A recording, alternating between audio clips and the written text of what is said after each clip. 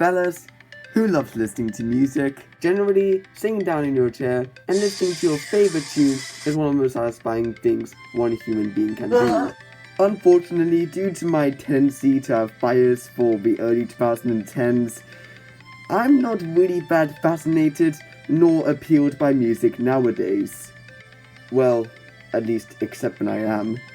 And today, me, Starfire321 and Simptide will talk about the worst songs of the modern era. Now, before we start, we need to set some ground rules. Unlike other pieces of entertainment like movies, if one thing is critically panned, then some people pretty much agree.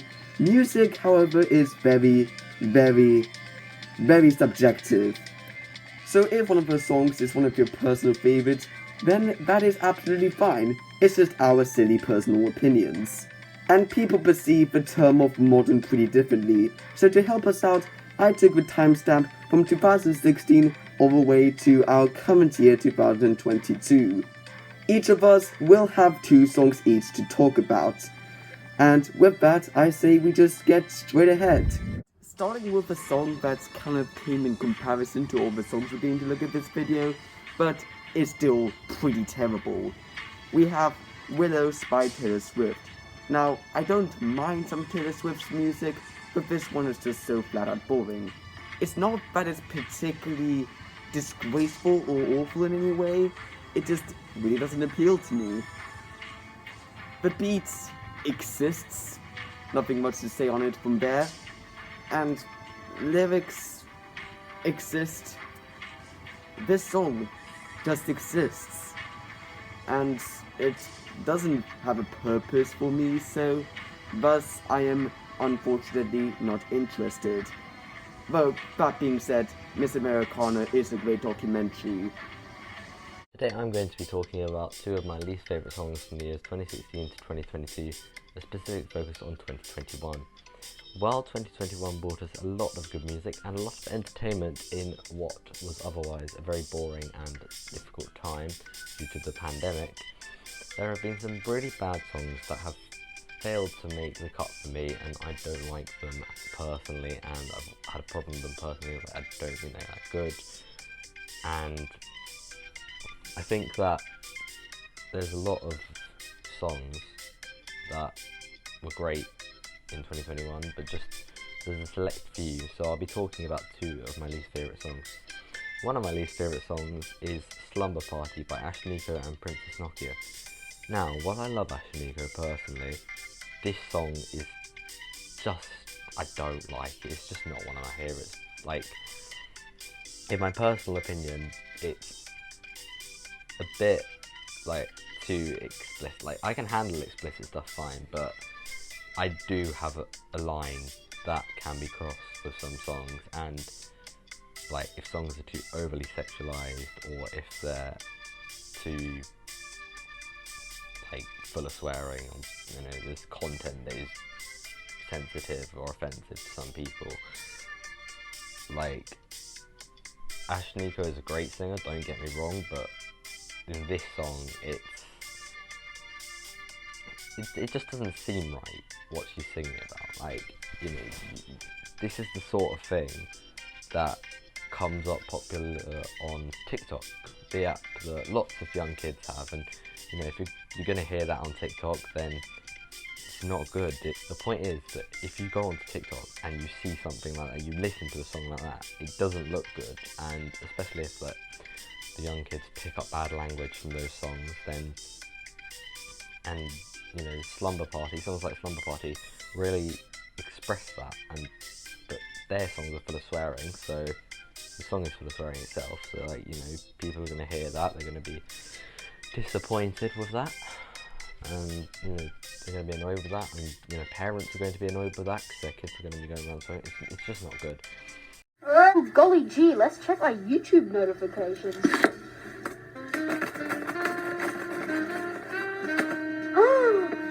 Diana Hero collab. Let me work that right into my schedule.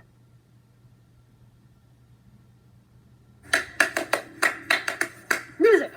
It's not very bold of me to say the 2018 to 2022 has been an amazing time for music.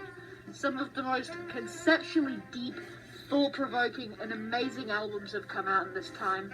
But, while the cream may sit at the top, turds may float with it.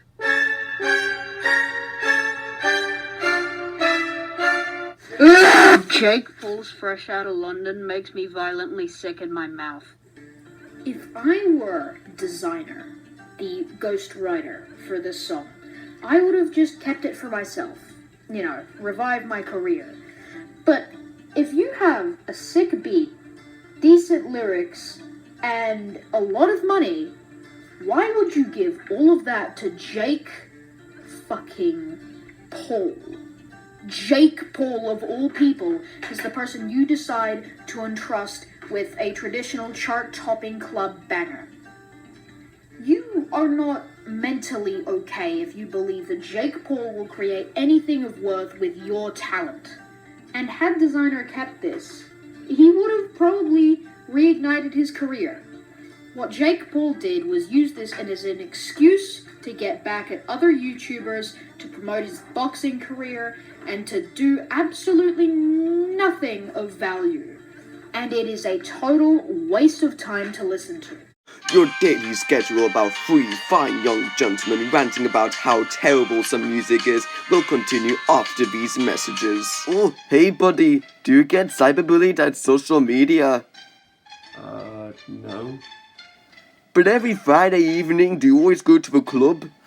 Of course not. Then I recommend you listen to Fake Friends by PS1. Please go away. As controversial of a topic rap music is, at least no rap song sounds the same. Then in comes club music. Club music is probably the worst genre of music I have ever heard. Do you want to know why? Just listen to all these songs in succession and then you'll get my point.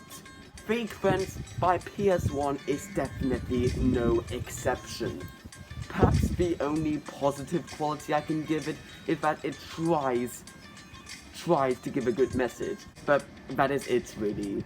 Not only is the beat absolutely lazy, just being another generic club song beat, but also the singer clearly tried to be the next Eminem. I do hear a good message somewhere, but because the vocals were auto-tuned to make it sound like if the singer was singing it in a really fast pace, I couldn't understand it at all. And so thus, I didn't get a message, I didn't get a point of the song, it had no reason to exist. And of course, the fate that it has with every other club song, it just becomes forgotten. And really, I just think it should stay that way.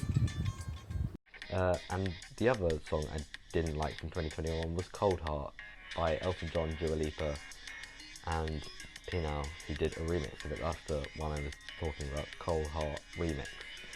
I've never heard the original, so if there is an original from us, so I can't judge. However, this collaboration just doesn't work for me. The song is drab, and the lyrics weren't thought out properly. There's no melody to it. It's really boring. It's not one of Dua Lipa's best efforts, I must say. Don't always like Elton John as well, but I like some of his songs, including Rocket Man, and in Cold Heart, sad to say that they did not really think of the lyrics. They just took a lyric from Rocket Man. I think it's going to be a long time till touchdown brings me around ready to fly. Again, like that's their take on the lyric. Can't exactly, well, it might be the original lyric, can't remember. Beside the point, again, the fact is that they've kind of sampled that beat and that lyric, like it doesn't sound right. It gets way too much airtime as well, if you ask me. They play it a lot on Capitol and it gets way too much airtime. But, you know, this is my personal opinion, but I don't think it's a very good song. So there we go. Slumber Party by Ashaniko and Princess Nokia, and Elton John, Pinal and Dua Lipa's Cold Heart remix. My two least favourite songs from 2016 to 2022. But you can say what you damn like about Jake Paul, because this is awful. Submarine Man is what I like to call the pioneer of foot fetish rap. All of his songs are all about feet and destroying socks and stockings because they cover feet up? I don't know. It's Submarine Man. So, do you wish to know the name of this man's albums? No Stockings, Barefoot Worlds, No Stockings Deluxe, and No Stockings Collector's Edition.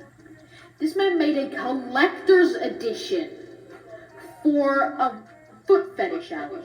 He's also made a 17-minute long movie about an evil stocking uprising. And just listen to these vocals. I thought you wanted my feet. He tells people he's influenced by Lil Jon, Blueface, and Uncle Adams, despite the fact that none of his songs sound like that, because they're mainly parodies, they're mainly heavily auto-tuned, and they mainly are only about feet. Let's also talk about these music videos. These music videos are all made in a special editing app for iPhone, and it's called Plotagon. And it is very straightforward. It is actually freaking free on the App Store. And then it's not bold to assume that he makes all of his songs in GarageBand as well. To Submarine Man's fan base, he is immortal. Allow me to read off this tweet.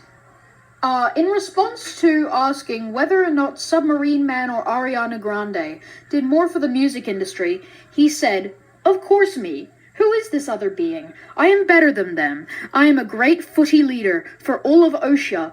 You mere humans will die. I am immortal. Long live Oshia and long live Doodle. Long live myself. Hashtag who is this stocking?" So, all things considered, okay, that was enough bad music for one day, so I'm gonna go now. Goodbye. I honestly agree, Simptide. I think today we all listened to one bad song too many. But, do you want to know something that's not terrible? My collaborators for this video, Starfire321 and Simptide. In fact, do you hear this? Yeah, that's the work of Simptide, and he is super talented at making music. So, if you love listening to music, but also if you love discussing videos similar to mine, then head over to Simptide's channel. Or, if you're a fan of YouTube Shorts, then make sure to check out Starfire321, as he makes great and funny YouTube Shorts. And if you enjoyed him in this video, then make sure to pop a question in his Q&A. With that being said, if you enjoyed the video, then make sure to like, comment, subscribe. And I'll see you all next time.